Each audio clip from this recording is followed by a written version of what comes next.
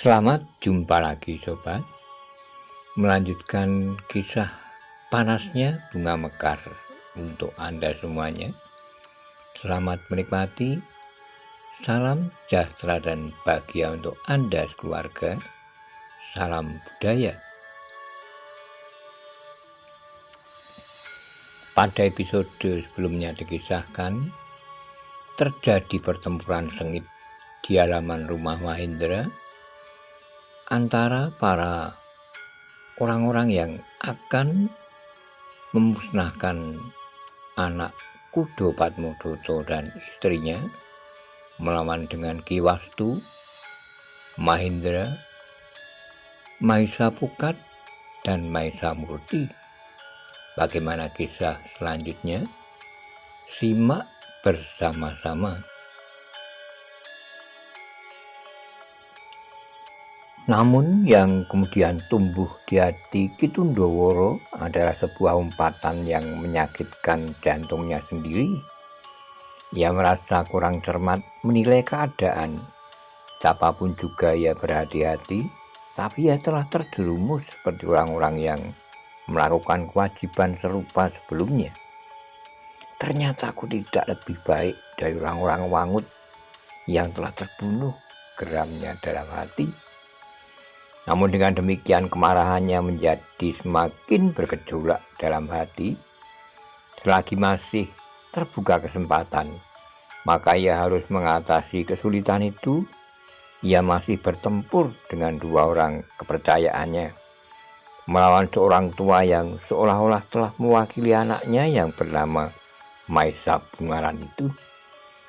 Dua anak muda itu juga telah sangat mengganggu, geram Ki Tundoworo dalam hatinya. Dengan penuh dendam dan kebencian, maka Ki Tundoworo telah bertempur semakin garang dengan hentaan-hentaan yang keras dan umpatan-umpatan kasar. Ia merintahkan kepada dua orang pengikutnya untuk bertempur semakin keras. Mahendra menyadari kedudukannya, karena itu maka ia pun telah meningkatkan ilmunya pula. Bahkan kemudian Mahendra menjadi marah ketika orang-orang yang bertempur melawannya itu menjadi semakin buas. Ketika kedua orang pengikut Ki Tundoworo menyerangnya bersama-sama, maka Mahendra sempat melompat menghindar. Namun sekejap kemudian Ki Tundoworo dengan garangnya telah melontarkan senjatanya yang tersembunyi. Orang itu membawa jenis senjata beracun yang sangat berbahaya bagi lawan-lawannya. Tapi Mahendra segera mengenal senjata semacam itu. Ia pernah mengalami serangan-serangan serupa dan orang-orang lain yang pernah bertempur melawannya. Sebenarnya bahwa senjata itu memang sangat berbahaya. Karena itu maka Mahendra telah benar-benar dihadapkan pada perlawanan yang telah mengancam jiwanya. Karena itulah maka Mahendra harus bertempur dengan segenap kemampuannya untuk segera melumpuhkan lawannya. Dengan demikian maka perlawanan Mahendra meningkat semakin garang. Bukan saja ia bergerak semakin cepat, tapi kekuatannya pun bagaikan menjadi berlipat. Anak setan, geram Ki Tundoworo. Kekuatan dan ilmu apakah yang telah merasuki orang ini? Sementara itu Ki Wastu pun telah berhasil mendesak Ki Wangut yang bertempur seorang melawan seorang. Tidak banyak yang dapat dilakukan oleh Ki Wangut. Kemudian melawan kecepatan bergerak Ki Wastu perlahan, Ki Wastu telah mendorong Ki Wangut semakin surut. Dengan garangnya pedang Ki Wastu berputaran, ujungnya seperti seekor lalat yang setiap saat dapat hinggap di bagian tubuh Ki Wangut yang manapun yang dikehendaki. Sementara perisainya yang kecil pun rasa-rasanya dapat mekar melindungi seluruh tubuhnya. Tidak ada seujung duri pun yang dapat disusupi senjata lawan yang berusaha dengan segenap kemampuannya. Sejenak kemudian Ki Wangut telah menjadi semakin gelisah. Ia merasa terjebak karena kebodohan dan keangkuhannya. Meskipun Maisa Bungalan tidak ada di rumahnya, ternyata di rumah itu ada 3 orang yang dapat menggantikannya. Bahkan ayah Maisa Bungalan ternyata memiliki kemampuan jauh lebih besar dari yang diduganya. Tapi Ki Wangut tidak ingin menyerah begitu saja. Dengan segenap kemampuan ia telah menghentakkan senjatanya. Selangkah ia mendesak maju, namun dalam pada itu ia terkejut ketika terdengar teriakan ngeri di bagian lain dari pertempuran itu. Ketika ia sempat berpaling, maka dilihatnya seorang lawan, Mahendra, telah terluka. Sejenak ia terhuyung-huyung, namun kemudian ia telah terjatuh bersandar sebatang pohon perdu. Tapi hanya sesaat, karena saat kemudian tubuhnya telah roboh di tanah. Mahendra termangu-mangu sejenak. Dengan suara serak ia berkata, "Bukan maksudku untuk membunuhnya, tapi kau yang memaksaku untuk membela diri. Jika kalian menghentikan serangan kalian, maka kita masih sempat berbicara." "Persetan!" teriak Ki Tundoworo yang telah kehilangan seorang pengiringnya yang terbaik. "Kau harus mati, anak iblis. Aku sama sekali tidak terpengaruh oleh kematiannya. Ia justru telah mengganggu pemusatan kemampuanku." "Jangan membohongi diri sendiri," jawab Mahendra sambil bertempur. "Pertimbangkan baik-baik." Ki Tundoworo tidak menyaut, tapi justru ia menyerang semakin garang. "Di sana," berkata Mahendra, "kau telah memaksa aku untuk membunuh lagi kawanmu, dan jika kau tetap keras kepala, maka kau sendiri pun akan mati. Kecuali siapa yang tersedia dengan sukarela meninggalkan arena." Tidak ada jawaban, justru Ki Tundoworo telah berteriak nyaring sambil menyerang Mahendra. Tapi Mahendra telah bersiap menghadapi segala kemungkinan. Ia telah berhasil mengurangi seorang lawannya hingga kedudukannya telah menjadi semakin baik. Orang-orang yang menyaksikan di luar dinding halaman menjadi semakin tegang. Tapi bahwa Mahendra telah berhasil mengurangi lawannya telah membuat mereka menjadi sedikit tenang. Apalagi ketika mereka kemudian melihat Mahendra menjadi semakin mendesak lawannya. Yang tidak kalah menarik bagi anak-anak muda adalah Maisa Pukat dan Maisa Murti. Kawan mereka bermain sehari-hari, namun anak-anak muda itu menjadi heran melihat kemampuan kakak beradik itu. Ternyata bahwa pertempuran itu tidak akan berlangsung terlalu lama lagi. Ki Wastu telah benar-benar menguasai lawannya, Ki Wangut, yang bertempur dengan garangnya. Perlahan-lahan tenaganya menjadi susut, sementara Ki Wastu yang tua itu seolah-olah tidak terpengaruh sama sekali oleh pertempuran yang sudah berlangsung beberapa saat itu. Ki Wastu ternyata memiliki ketahanan yang sangat mengagumkan, sedangkan Ki Wangut yang seakan-akan telah memeras genap kemampuannya mulai diganggu oleh nafasnya yang bagaikan saling memburu. Tapi Ki Wangut tidak dapat berbuat lain, meskipun ia menyadari bahwa ia harus mengatur kekuatannya agar ia tidak kehabisan tenaga. Tapi melawan Ki Wastu tidak ada yang dapat dilakukannya kecuali mengerahkan segenap kemampuan dan kekuatannya. Jika ia tidak berbuat demikian, maka kematiannya tentu akan datang semakin cepat. Namun ternyata bahwa kematian itu lambat laun semakin terbayang pula di rongga matanya. Ia merasa bahwa ia tidak akan dapat mengalahkan orang tua itu, orang yang telah mampu membunuh 2 orang pengikutnya sekaligus. Anak setan itulah yang telah mengganggu garangnya. Kehadiran Maisa Pukat dan Maisa Murti benar-benar telah menggagalkan usahanya. Tanpa keduanya, maka ia akan bertempur bertiga bersama 2 orang pengiringnya melawan orang tua itu yang ternyata ia tidak mampu menghadapinya sendiri. Terlintas maksudnya untuk melarikan diri. Namun itu pun akan sia-sia. Di seputar halaman rumah telah penuh dengan anak-anak muda.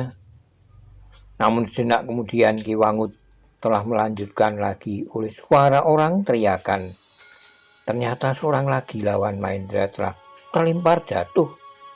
Bahkan demikian kerasnya hingga ia telah terbanting membentur dinding. Agaknya Mahendra telah mempergunakan kakinya untuk menghantam lawannya. Ia masih berharap bahwa ia akan dapat menangkap mereka hidup-hidup untuk mendengar keterangannya. Karena itu maka ia telah menyerang orang itu dengan hentakan kaki tepat pada lambungnya. Tapi ia tidak tahu pasti apakah orang itu masih dapat bertahan untuk hidup, justru karena kepalanya membentur dinding halaman, hingga kemungkinannya menjadi cedera karenanya, atau justru telah terbunuh. Namun dengan demikian maka lawan Mahendra telah berkurang hingga tinggal seorang saja. Seorang yang memiliki kemampuan paling tinggi di antara ketiga orang lawannya. Tapi ternyata bahwa orang itu tidak akan mampu mengimbangi kemampuan Mahendra. Seperti Ki Wangut, maka Ki Tundoworo seolah-olah telah dapat melihat akhir dari pertempuran itu. Seolah-olah ia telah dapat melihat dirinya sendiri mati terkapar di halaman itu, dengan luka yang menganga di dadanya. Tapi ia tidak akan dapat melepaskan diri dari akibat seperti yang sudah terbayang itu. Ia tidak akan dapat mengingkari kenyataan bahwa ia telah terjerat oleh nafsu yang menyala pada adik perguruannya untuk mendapatkan harta benda yang melimpah. Namun yang akhirnya telah menyeretnya ke dalam bayangan yang sangat kelam. Dalam saat-saat terakhir itu maka Ki Tundoworo justru telah bertekad untuk bertempur dengan segenap kemampuan yang ada. Karena itu maka Ki Tundoworo telah mengerahkan segenap kemampuannya. Ia telah membangunkan ilmu puncaknya untuk menghancurkan kekuatan Mahendra. Namun ia menjadi sangat kecewa. Mahendra sama sekali tidak dapat dilawannya. Apapun yang dilakukannya seolah-olah tidak berarti apa-apa bagi lawannya. Bahkan darahnya bagaikan mendidih ketika ia mendengar Mahendra berkata, "Menyerahlah di sana. Apakah kita masih dapat berbicara?" "Anak iblis," geram Ki Tundoworo. Dengan loncatan yang garang ia telah menghentakkan segenap ilmunya menghantam Mahendra. Tapi usahanya itu sama sekali tidak berarti. Mahendra yang masih belum sampai ke ilmu puncaknya ternyata masih mampu bertahan meskipun ia harus bergeser beberapa langkah surut. Tapi Ki Tundoworo pun menyadari bahwa lawannya masih belum bersungguh-sungguh ingin membunuhnya. Mahendra masih lebih banyak menghindar, menangkis, dan sekali-kali membenturkan senjatanya. Tapi masih juga terdengar Mahendra berkata, "Apakah kau benar-benar telah kehilangan akal?" Ki Tundoworo tidak menyahut. Ia benar-benar tidak ingin menyerah apapun yang terjadi atas dirinya. Namun dalam pada itu Ki Tundoworo harus melihat kenyataan yang sangat pahit. Sejenak kemudian ia melihat Ki Wangut terdesak tanpa dapat berbuat sesuatu lagi. Ki Tundoworo melihat betapa senjata Ki Wastu menghujam di dada adik seperguruannya. Namun tidak terdapat jerit dan sesambat yang terdengar, justru umpatan kasar. Tapi umpatan itu segera terputus ketika orang itu terjatuh di tanah. Ki Wangut masih sempat menggeliat, namun sejenak kemudian maka nafasnya pun telah lenyap dari rongga dadanya. Dalam pada itu Ki Tundoworo tidak dapat melihat arti dari perjuangannya selanjutnya. Adik perguruannya yang dibakar oleh nafsunya untuk memburu harta benda ternyata telah mengorbankan nyawanya. Karena itu ketika Ki Wangut benar-benar telah tidak dapat bernafas lagi, maka Ki Tundoworo pun melompat mengambil jarak dari lawannya sambil berkata, "Aku tidak akan melawan." Ki Tundoworo menjadi berdebar-debar ketika ia melihat Mahendra menahan senjatanya. Bahkan kemudian ia tidak memburunya dengan senjata teracung. "Kau menyerah?" bertanya Mahendra. "Bukan menyerah, tapi aku urungkan niatku untuk bertempur lebih lama lagi." karena adik perguruanku telah terbunuh. Yang aku lakukan adalah membela Wangut dalam perjuangannya, tapi ia sudah mati. Pengecut, tiba-tiba saja terdengar dua orang yang masih bertempur melawan Maesa Pukat dan Maesa Murti mengumpat hampir bersamaan. "Tutup mulutmu," teriak Ki Tundoworo. "Lurahmu sudah mati. Apalagi yang dapat kalian lakukan?" "Kami akan berjuang sampai mati," sahut yang seorang. "Tidak ada kata-kata menyerah dalam jalur darahku," teriak yang seorang. Ki Tundoworo menjadi merah menyala, tapi sebelum ia berbuat sesuatu, Mahendra telah berkata, "Jangan hiraukan, tapi aku ingin arti dari sikapmu. Letakkan senjatamu." "Aku tidak menyerah, tapi aku mengurungkan niatku," katanya mengulang. "Sebelum kedua orang kawanmu menjadi korban," bertanya Mahendra, "itu adalah karena kedudukannya sendiri. Aku tidak memerlukan mereka. Aku juga tidak memerlukan kedua orang pengikut Wangut itu." "Persetan, pengecut," teriak salah seorang dari keduanya. "Aku kira kau benar-benar melampaui kejantanan, Ki Lurah. Tapi ternyata Ki Wangut jauh lebih berharga daripadamu. Jika ia melihat kelicikanmu, tentu adik seperguruanmu itu tidak mau lagi mengakumu sebagai saudara seperguruannya." "Tutup mulutmu," teriak Ki Tundoworo, "atau aku akan bunuhmu sama sekali." "Jangan berbuat kesalahan untuk yang kedua kalinya." Maesa Pukatlah yang menjawab. "Yang pertama, kau adalah seorang pengecut. Dan yang kedua, kau akan berkhianat terhadap kawan-kawanmu. Kau sangka aku tidak dapat membunuhnya jika ia benar-benar tidak mau menyerah?" "Anak iblis," teriak Ki Tundoworo. Sementara lawan Maesa Pukat itu pun berteriak pula, "Jangan sombong, anak muda. Aku belum kau kalahkan." "Sebentar lagi," jawab Maesa Pukat. Lawannya tidak sempat menjawab. Dengan garangnya, Maesa Pukat menyerang lawannya. Seperti badai menghantam gunung, dalam pada itu Mahendra yang berdiri berhadapan dengan Ki Tundoworo pada jarak beberapa langkah berkata, "Marilah kita berbicara tentang keadaan kita." Ki Tundoworo menjadi tegang. Ia melihat lawan adik perguruannya yang telah kehilangan lawannya itu melangkah perlahan-lahan mendekatinya. "Menyerahlah, jangan terlalu mengingat harga diri," berkata Mahendra kemudian.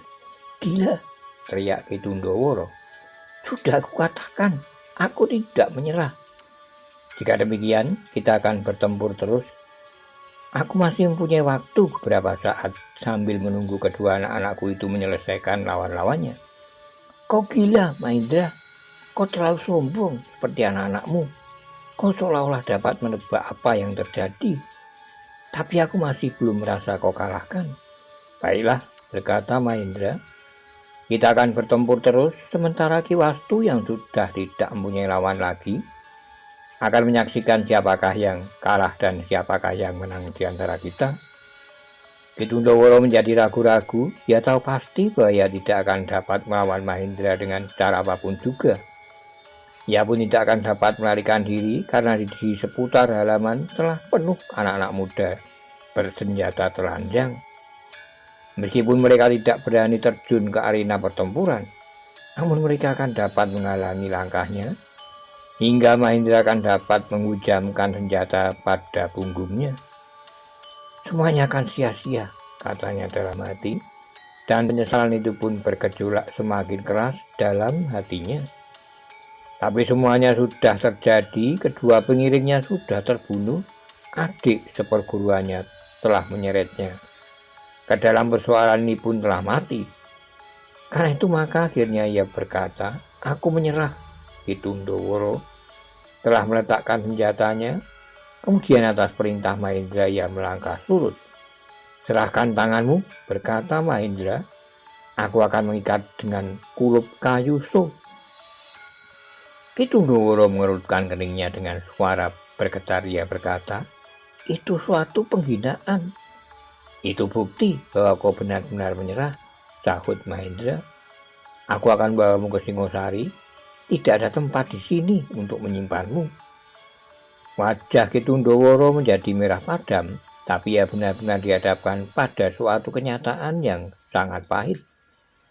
Adik seperguruannya yang menyeretnya ke dalam keadaan itu ternyata sudah terbunuh.